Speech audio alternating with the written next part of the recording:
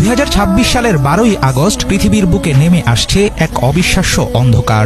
দিনের আলো হুট করে উধাও হয়ে ভর দুপুরে ছেয়ে যাবে অমাবস্যার মতো নিকষ অন্ধকারে। লাখ লাখ মানুষ সাক্ষী হতে চলেছে এই বিরল মহাজাগতিক ঘটনার। স্পেন, আইসল্যান্ড আর গ্রিনল্যান্ডের আকাশ জুড়ে তখন তৈরি হবে নাটকীয় পরিবেশ।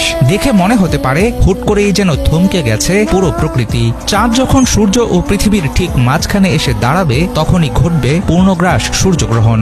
আকারে অনেক ছোট হলেও পৃথিবীর কাছাকাছি থাকার কারণে চাঁদ ঢেকে ফেলবে বিশাল সূর্যকে। ফলে সূর্যের বাইরের দিকের পাতলা আলোর বলয় ছাড়া আর কিছুই দেখা যাবে না। পূর্ণগ্রাস সূর্যগ্রহণ সত্যিই এক অদ্ভুত সুন্দর ঘটনা।